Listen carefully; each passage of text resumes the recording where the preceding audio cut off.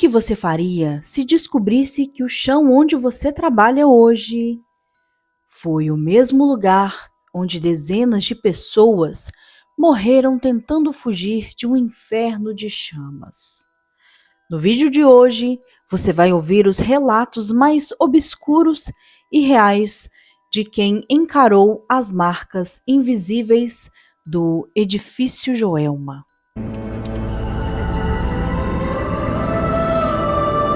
Olá, ouvintes! Sejam muito bem-vindos ao Ouvinte Noturno.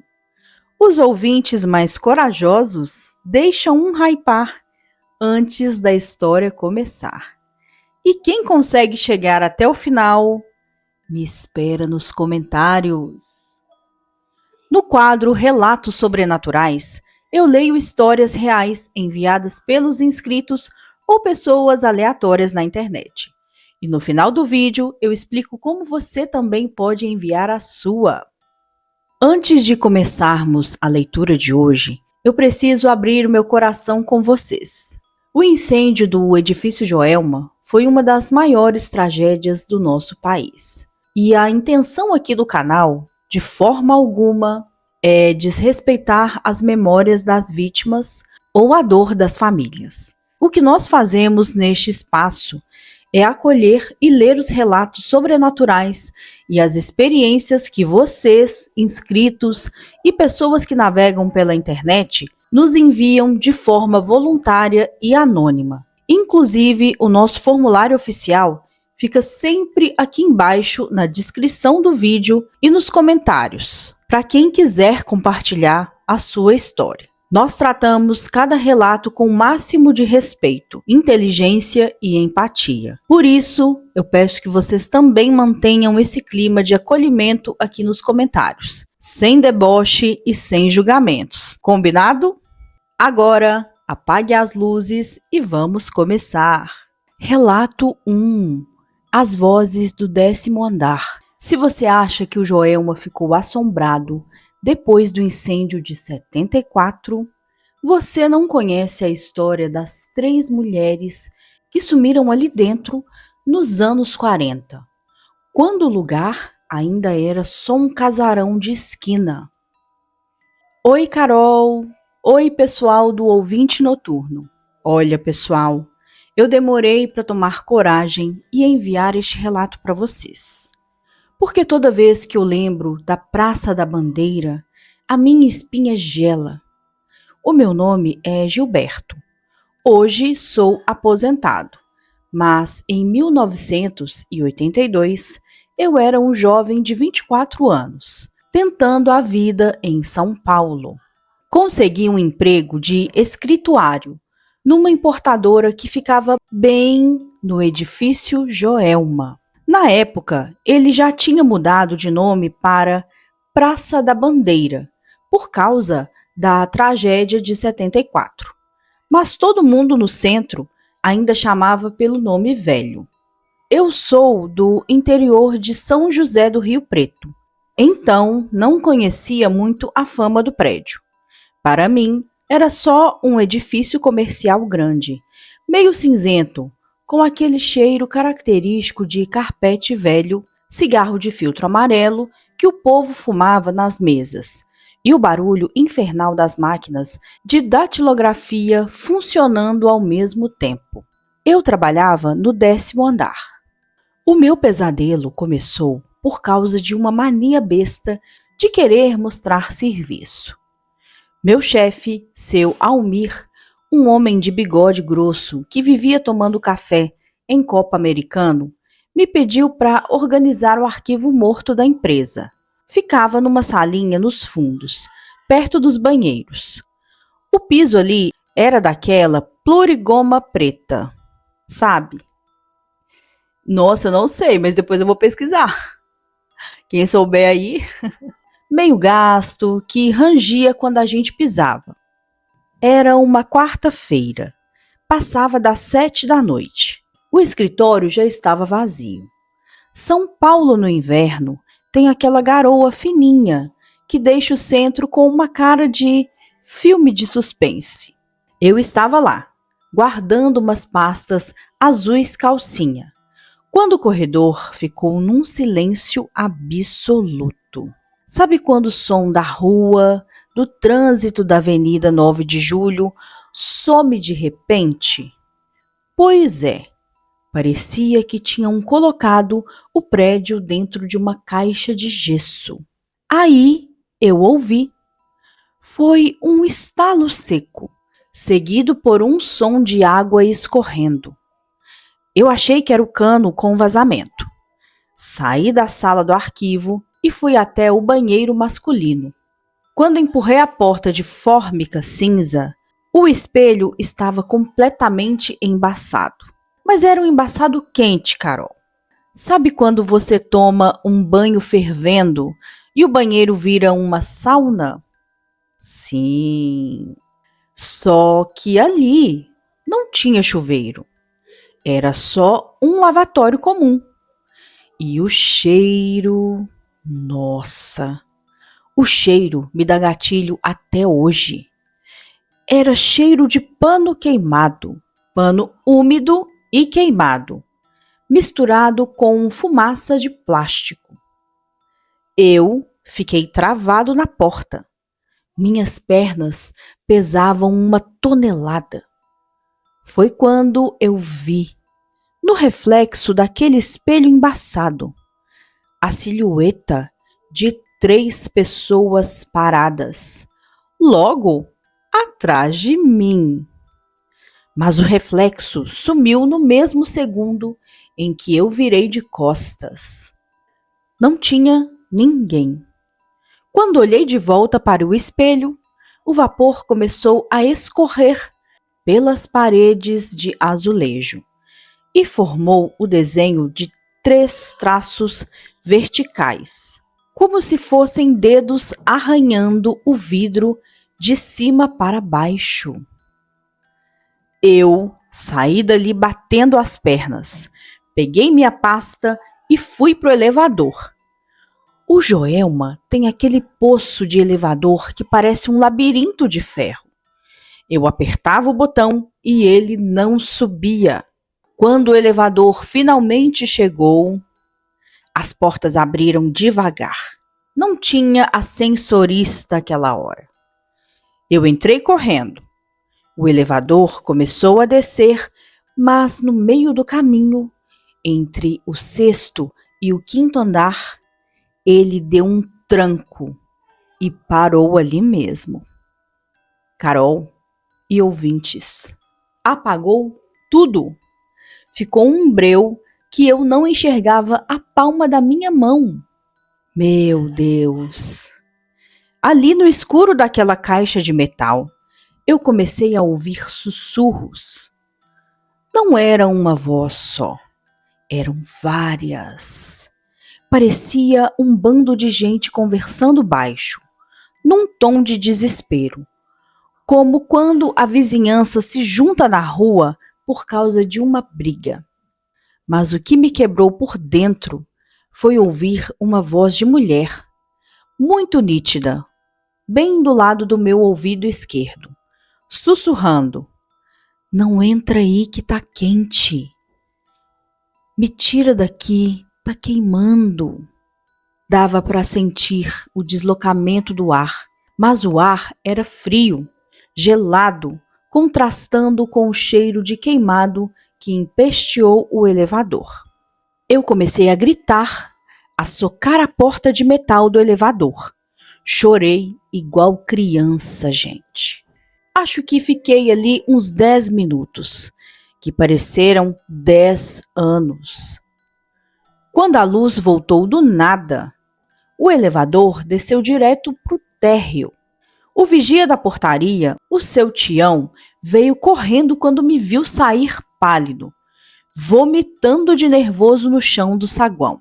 Ele olhou para mim, me deu um copo de água e disse: "Você estava no 10º, né, mineirinho?" Ele colocou entre parênteses, gente, ele me chamava assim. Então tá. Pois é, ali o pessoal não descansa. Se eu fosse você, não fazia hora extra mais não, viu? E foi isso que ele falou. Fechou. Eu pedi demissão na semana seguinte. Hoje, velho, eu passo de metrô ali perto. Olho para aquela fachada com as janelas enfileiradas e me pergunto se aquelas almas continuam presas naquele labirinto de concreto, revivendo o mesmo terror todo santo dia. É isso. Obrigado por me ouvirem. Obrigada pelo seu relato, viu? Sinistro! Vamos para o relato 2. O entregador noturno, aí colocou assim entre parênteses, anos 2010. O pior erro de um motoboy em São Paulo é aceitar uma corrida para o edifício da Praça da Bandeira, depois das 10 da noite, achando que vai ser só mais uma entrega rápida de uma pizza. Fala, Carol, beleza? Meu nome é Caio. Sou motoboy aqui na capital já faz uns 10 anos. Ando por tudo que é canto, Zona Sul, Zona Leste, mas o centro é o meu terreno de caça. Em 2017, eu trampava direto com esses aplicativos de entrega. E numa sexta-feira de novembro, por volta das 22h45, tocou um chamado na região da República. Era para pegar um pedido num restaurante japonês ali perto e entregar na Avenida São João. Mas a rota passava do lado da Praça da Bandeira. Quando cheguei no endereço de entrega, adivinha? Era no antigo Joelma. Olha, o coração já dá aquela balançada, né? A gente que é motoca escuta muita história de assombração, mas a gente precisa da grana. O tanque da Titã não enche sozinho. Estava numa noite abafada, aquele calor pré-chuva de São Paulo. Eu parei a moto na calçada, tirei o capacete e fui falar com o porteiro. O prédio hoje em dia é cheio de câmera, guarita blindada, uma pegada bem moderna para tentar apagar o passado. O cliente já tinha deixado autorizado para subir, porque, segundo a nota, ele estava com a perna quebrada e não podia descer até a portaria. Era no 14º andar. Peguei o crachá de visitante, passei a catraca de inox e fui para o elevador. Até aí, tudo normal. O elevador era moderno, espelhado, com aquela luz LED branca bem forte, que deixa a gente até meio cego. Quando o elevador subiu no 14º andar, o clima mudou na hora. Sabe quando você entra numa câmara fria de supermercado? O ar-condicionado do corredor parecia que estava no talo, congelando mesmo. O corredor era longo, com aquele piso de cerâmica clara e portas de madeira escura dos escritórios. Estava tudo apagado, só com as luzes de emergência fraquinhas acesas. Fui andando, procurando a sala 142. O som da minha bota de chuva ecoava pelo corredor inteiro. De repente, comecei a ouvir um barulho de papel. Sabe quando você amassa uma folha de papel sulfite? Achei que era alguém trabalhando até mais tarde em alguma sala. E continuei andando. Cheguei na porta da sala 142. Bati 3 vezes. Toque, toque, toque. Ninguém atendeu. Olhei no aplicativo para mandar mensagem para o cliente, mas o celular estava sem sinal nenhum. Fiquei sem rede ali do nada, sendo que no térreo estava pegando 4G de boa. Bati de novo na porta. Foi aí que notei uma coisa estranha embaixo da porta. Sabe aquele vãozinho entre a porta e o chão? Estava saindo uma fumacinha cinza dali, mas era uma fumaça fria, que não cheirava a queimado. Cheirava a poeira antiga, mofo de arquivo esquecido. Nisso, ouvi um barulho de passos vindo do fundo do corredor, bem atrás de mim.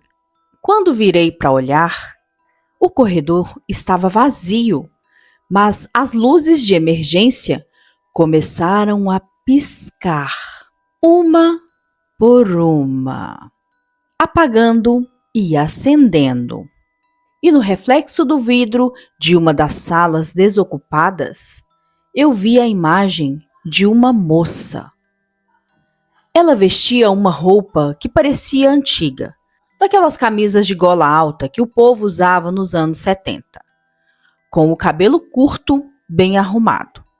Só que ela estava de costas para mim. Eu achei que era a cliente ou alguma funcionária e falei: "Moça, boa noite. Você sabe se o pessoal da 142 está aí? Eu vim entregar um japa." Carol, a mulher, não respondeu. Ela simplesmente começou a andar de lado, rente à parede, sem tirar os pés do chão.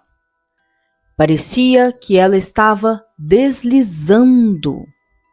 E quando ela passou por baixo de uma das luzes que estava piscando, eu vi que a pele do pescoço e dos braços dela não era normal. Parecia uma textura escura, meio cinza, como se tivesse coberta de fuligem. Eu sei que eu não esperei ver o rosto dela. Larguei a mochila de entrega no chão com comida e tudo e saí correndo em direção às escadas de emergência. Eu não queria esperar o elevador nem ferrando. Desci os 14 andares voando, pulando de 3 em 3 degraus. O meu coração parecia que ia sair pela boca. Que adrenalina! Aquela escadaria parecia que não acabava nunca. As paredes de concreto estavam fechando em cima de mim. Quando passei pela portaria, o porteiro me olhou com uma cara de quem já sabia de tudo. Eu passei a catraca direto, montei na moto e só parei na Avenida Paulista, num posto de gasolina, para tentar respirar. Ufa, né? O pior é que o aplicativo depois cancelou a corrida e eu tomei um prejuízo danado da mochila que ficou lá. Mas assim, quer saber? Dinheiro, Carol, a gente recupera, mas a sanidade? Haha, não. No Joelma, eu sei que eu não piso mais, nem que a corrida pague R$1.000. É isso aí, valeu, Carol, tamo juntão. Obrigada pelo seu relato. Como eu disse, que adrenalina, hein? Tamo juntão. Meu Deus. É isso, né, gente? Vamos pro próximo e depois, antes de encerrar, eu comento com vocês aqui o que eu acho. Relato 3. A reforma no subsolo. Tem coisas que ficam escondidas embaixo da terra que nunca deveriam ser mexidas, principalmente se o chão acima delas foi palco de tanta dor. Olá, Carol! Olá, ouvintes! Meu nome é Vanderlei, sou mestre de obras. Hoje já estou com quase 60 anos, mas em 1995 eu lidava muito com reforma de escritórios e galpões no centro de São Paulo. Minha equipe foi contratada para fazer uma reforma elétrica e estrutural no subsolo do edifício Praça da Bandeira. O plano era mexer na parte de fiação pesada e tubulação de água que ficava bem abaixo do nível da rua. Eu, é claro, conhecia a fama do prédio. Sou paulistano. Lembro perfeitamente de ver as imagens do incêndio pela televisão na década de 70. Mas trabalho é trabalho. E o contrato era bom. Então fomos eu e mais 3 rapazes. O Edmilson, o Cleiton e o baiano, que a gente chamava de Neném. O subsolo do Joelma é um lugar esquisito, Carol. É úmido, abafado e tem aquele cheiro de terra molhada misturado com óleo de motor. A iluminação lá embaixo era provisória. Aquelas lâmpadas de obra penduradas por fios amarelos que criavam umas sombras compridas nas colunas de concreto. No terceiro dia de trabalho, a gente precisava abrir um pedaço de uma parede de alvenaria que parecia fechar uma antiga área de escoamento. O Neném pegou a marreta e começou a quebrar. O concreto dali era duro, parecia pedra-pomes. Quando ele conseguiu abrir um buraco do tamanho de uma melancia, ele parou de bater. Pegou a lanterna e olhou lá dentro. Ele ficou mudo. O bicho era forte, aguentava o tranco de qualquer obra. Mas ele deu 2 passos para trás e a marreta caiu do pé dele. Eu perguntei: "Que foi, Neném? Viu o bicho?" Ele só apontou com o dedo trêmulo. Eu cheguei perto e mirei a lanterna para dentro do buraco. Atrás daquela parede não tinha cano nenhum. Era um espaço vazio, uma espécie de mini poço ou cisterna antiga que tinha sido emparedada. E lá no fundo, assentado na lama seca, tinha um objeto. Era uma boneca de porcelana antiga, daquelas com o corpo de pano e a cabeça de louça. Mas ela estava completamente preta, queimada, com o plástico dos olhos derretido escorrendo pelas bochechas brancas de cerâmica. Aquilo já quebrou o clima da equipe. O que uma boneca queimada estava fazendo trancada atrás de uma parede de concreto no subsolo de um prédio comercial? O Cleiton, que era mais supersticioso, falou que era melhor fechar o buraco e fingir que não viu. Mas o Edmilson, que não acreditava em nada, deu risada, enfiou a mão lá dentro e puxou a boneca. Ele falou que ia levar para casa para dar de presente de zoeira para um amigo. Eu avisei: "Deixa isso aí, Edmilson. Não mexe no que não é teu." Mas, Carol, você acha que ele me ouviu? Não, né? Ele pegou a boneca e guardou dentro da mochila dele. Depois do almoço, o clima na obra ficou insuportável. Parecia que o ar tinha ficado denso, pesado para respirar. Começamos a ouvir uns estalos estranhos vindos das colunas de sustentação. Não era estalo de estrutura cedendo. Eu conheço de engenharia. Era um som que parecia dentes batendo. Sabe quando a pessoa tá com muito frio e fica batendo o queixo? Ele colocou assim: taca, taca, taca, taca, taca, taca. Pior que é isso mesmo. O som vinha de dentro do concreto. Lá pelas 4 da tarde, o Edmilson subiu na escada de alumínio para passar um conduíte no teto.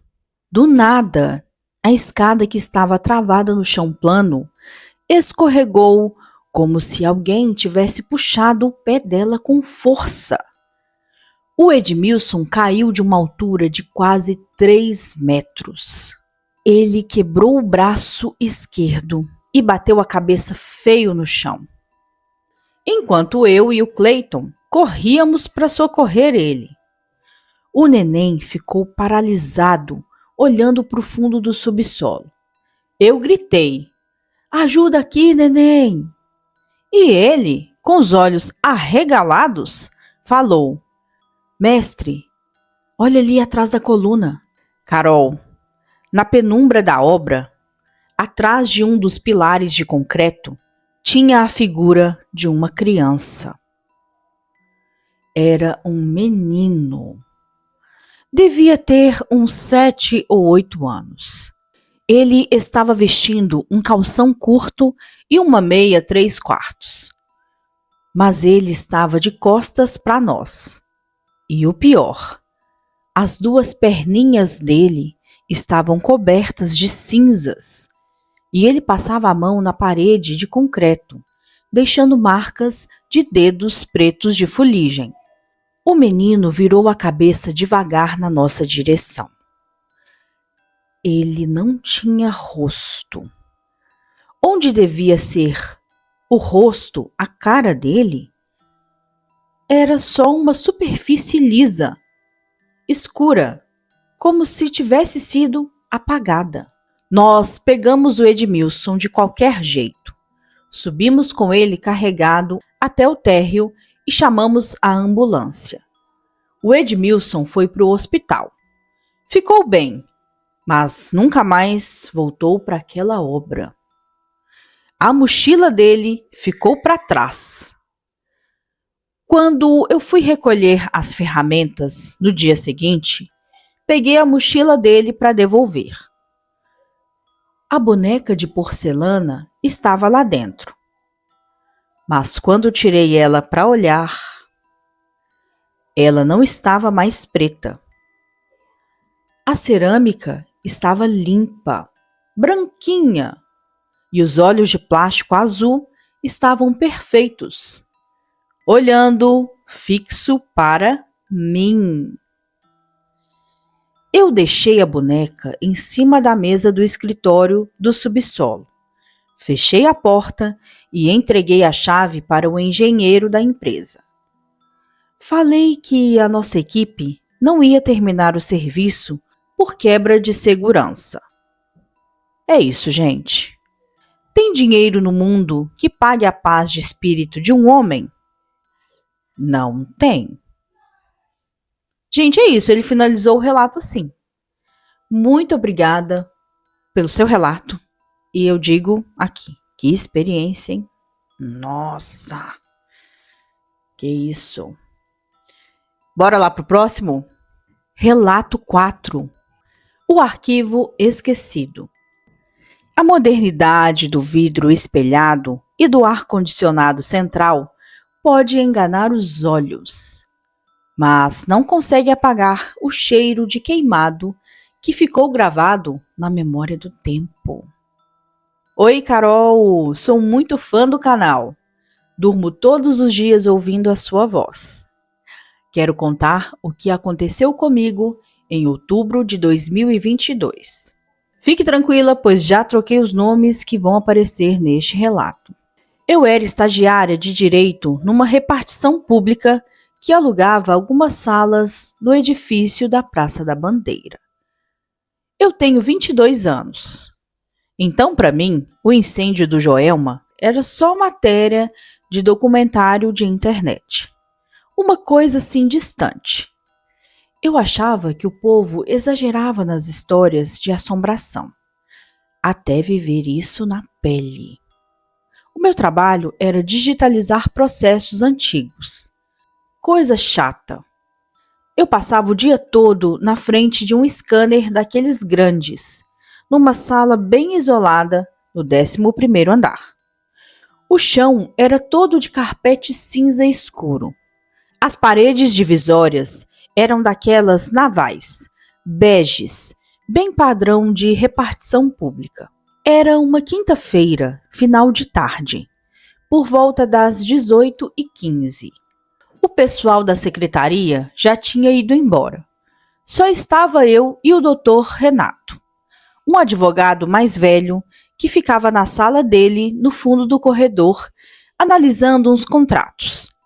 Eu estava concentrada, com os fones de ouvido, escutando música no Spotify, quando senti um vento gelado na minha nuca. Mas era um gelado cortante, como se alguém tivesse aberto a porta de uma geladeira bem atrás de mim. Tirei os fones e olhei em volta. A porta da sala de digitalização estava fechada. O ar-condicionado estava desligado porque a manutenção estava mexendo nos dutos daquele andar. Então, de onde vinha aquele vento? Foi aí que comecei a ouvir um som estranho, vindo de dentro do próprio aparelho de scanner. Sabe aquele barulho que o scanner faz quando a lâmpada passa puxando o papel? Zum, zum. Hoje eu tô que tô fazendo os barulhos aqui. Mas, gente, é pessoal que coloca, tá? Não tô inventando, não. Só que a máquina estava em stand-by. Ou seja, eu não tinha mandado digitalizar nada. Olhei para a tela do computador e vi que um arquivo em PDF tinha acabado de ser gerado automaticamente. Eu cliquei para abrir o arquivo, achando que era algum bug do sistema. Carol, quando a imagem abriu na tela, o meu sangue congelou. Não era a imagem de nenhum documento de processo. A folha digitalizada era toda preta, cheia de ruído, como se tivessem jogado carvão em cima do vidro do scanner. E no meio daquela mancha preta, dava para ver perfeitamente a silhueta de várias mãos espalmadas, pressionadas contra o vidro, como se alguém estivesse preso dentro da máquina, tentando empurrar a tela para sair. Eu fechei o notebook na mesma hora, com o coração batendo na garganta. Chamei pelo Dr. Renato. Doutor, o senhor tá aí? Vamos embora. Acho que deu pane na luz. E vocês acham que alguém me respondeu? Não, ninguém respondeu.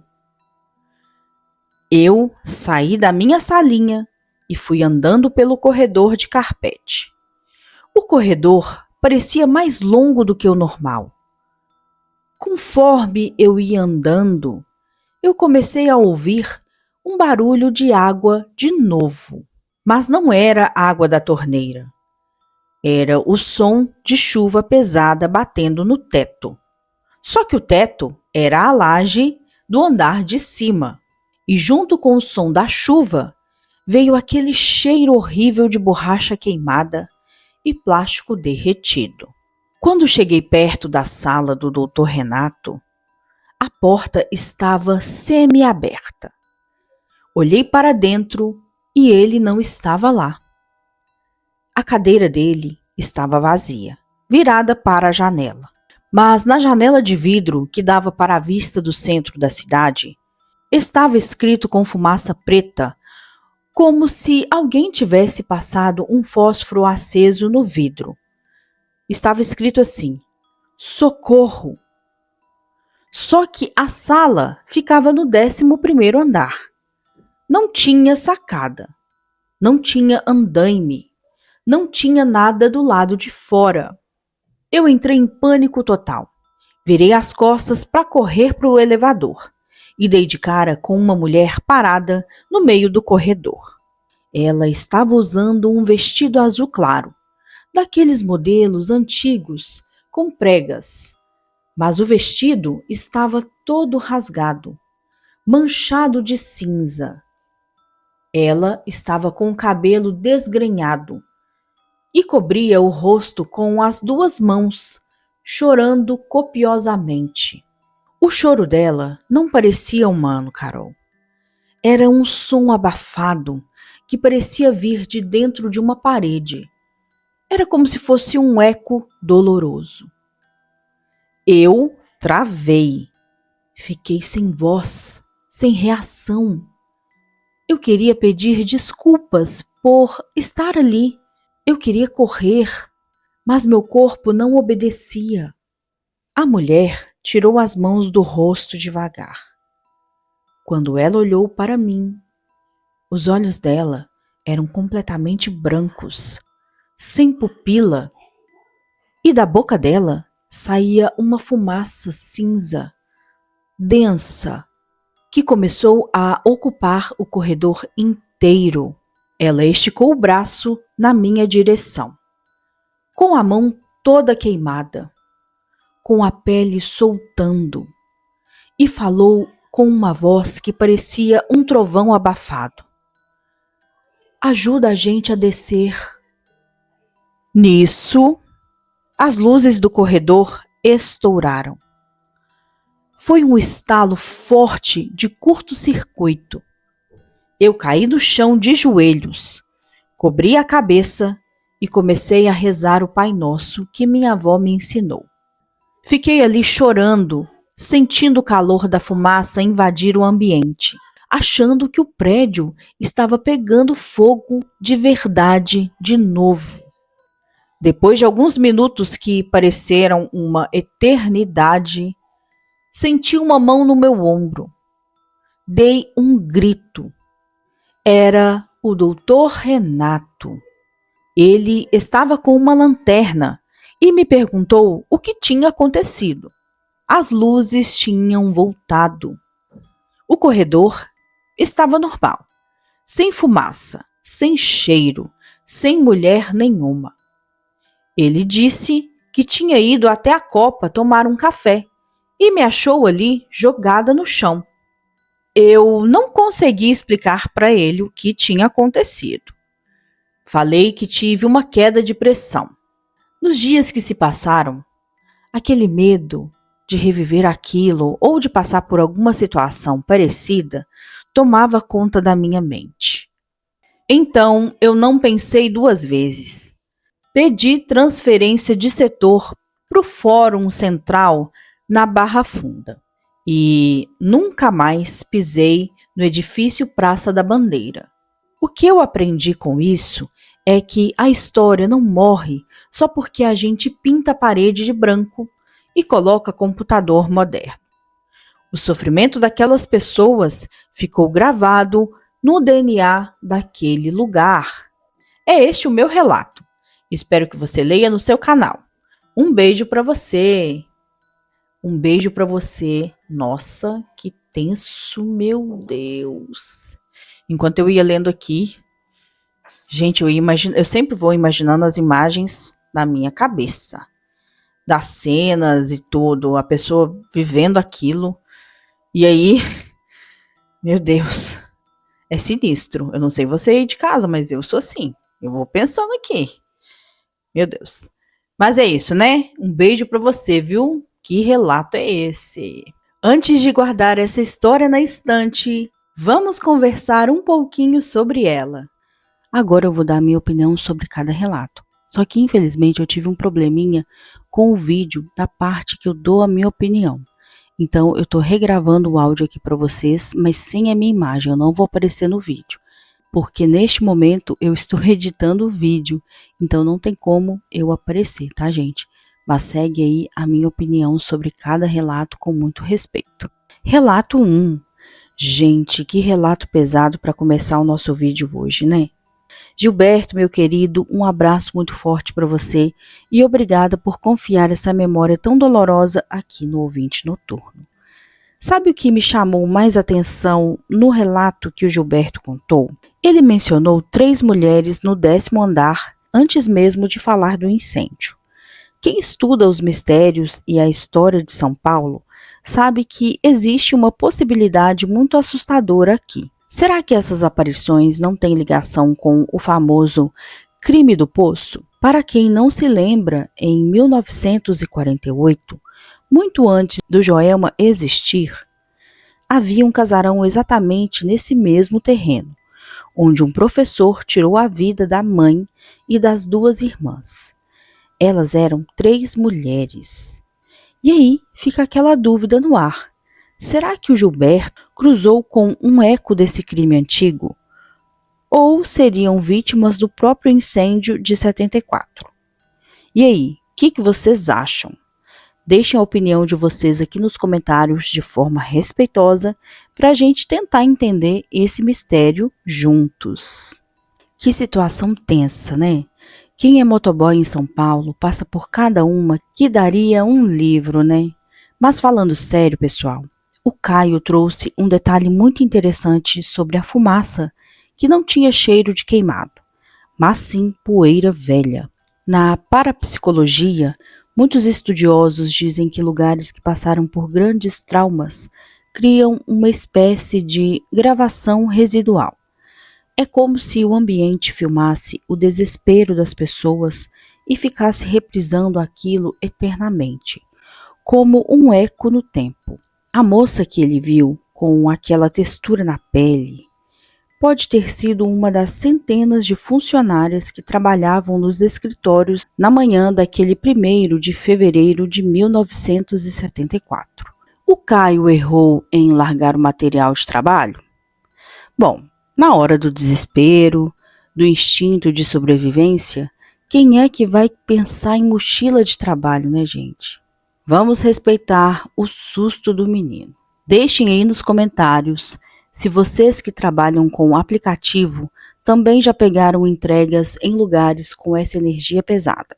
Relato 3. Gente, que história impressionante essa do seu Vanderlei, né? O senhor agiu como um verdadeiro líder ali, protegendo a sua equipe e respeitando os sinais que o lugar estava dando.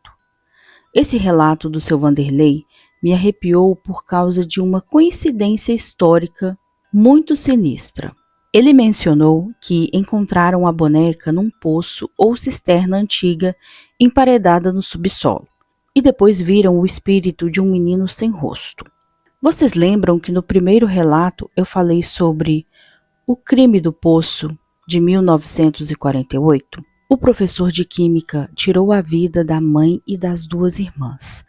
Mas a história que pouca gente conta é que anos antes, naquele mesmo terreno, corria o boato de que um menino tinha caído num poço antigo, e os pais, por medo ou negligência, cobriram o poço com terra e sem avisar as autoridades. Será que essa energia de crianças e tragédias familiares já estava presa ali na raiz do terreno? O Edmilson errou em levar a boneca por deboche? Bom, errou. A gente não deve brincar com o que não conhece. Mas ele pagou o preço com o susto e o acidente. O importante é que o seu Vanderlei teve a sabedoria de recuar. E vocês, teriam coragem de trabalhar num subsolo desses por um bom salário? Deixem a opinião de vocês aqui embaixo. Relato 4. Pessoal, que relato forte para fechar a nossa noite, né? Essa frase que a nossa ouvinte usou, a história não morre só porque a gente pinta a parede de branco. Isso é de uma profundidade absurda. O edifício Joelma passou por reformas estruturais imensas para virar o edifício Praça da Bandeira. Tentaram mudar o nome, a fachada, a cor, a utilidade das salas. Mas o que aconteceu ali em 1974 foi um dos maiores traumas urbanos da história do Brasil. Centenas de pessoas perderam a vida de forma trágica, muitas presas justamente nos banheiros e nos poços de elevador tentando fugir do calor e da fumaça. A nossa ouvinte não conhecia a história a fundo, o que mostra que a experiência dela não foi sugestionada por medo prévio. Foi algo real, que ela sentiu na pele. O doutor Renato não viu nada porque, às vezes, a sensibilidade para captar esses ecos do passado varia de pessoa para pessoa. E não há julgamento nenhum aqui com a nossa estagiária. Ela agiu com puro instinto de proteção e fé na hora do desespero. Gente, desculpa se vocês escutarem algum barulho, é porque o meu filho está em casa hoje, ele está com um coleguinha dele da escola, então eu aproveitei para dar uma fugida e gravar o vídeo para vocês. Eu gosto de ir adiantando, né, o trabalho. Como sou eu mesma que edito os vídeos, todo o tempo que a gente tem, eu não gosto de perder tempo, gosto de mão na massa. Vamos bora pegar e fazer. Então, assim, tinha um tempo livre, tô aqui gravando, mas eu acho que talvez vocês possam escutar alguns barulhos aí, porque eles estão brincando. E é isso, galera. Vambora, eu vou tentar tirar aqui um pouquinho do ruído, mas eu espero que fique bom aí pra vocês. Eu espero que vocês consigam escutar direitinho as histórias, mas eu tirei esse tempinho pra gravar, que é o tempinho que a gente tem, a vida é corrida aqui. Mas é isso. E se você chegou até aqui, já deixa o seu like e aproveita para se inscrever nesse canal se você ainda não é inscrito. Deixa um comentário para engajar no vídeo, pode ser um emoji, a sua opinião, o que você quiser. E se você tem um relato sobrenatural, uma história de vida, uma creepypasta ou uma história autoral de terror que você vai escrever aí, é só enviar para mim no Forms. O link dele fica na descrição do vídeo. E se o botão hypar apareceu aí para você, é só você clicar nele. Mas antes você tem que curtir o vídeo, porque só depois disso que ele fica liberado. Então curte o vídeo e já vai aparecer para você o botão hypar. Aí você clica nele e já nos ajuda, porque isso aí, gente, é um engajamento de graça, é só clicar, porque vocês vão estar ajudando o nosso canal a aparecer para mais pessoas. Queria agradecer a todas as pessoas que nos enviaram os relatos de hoje. Um beijo para vocês. É isso, gente. Muito obrigada. Esses foram os relatos de hoje. Eu vejo vocês no próximo vídeo.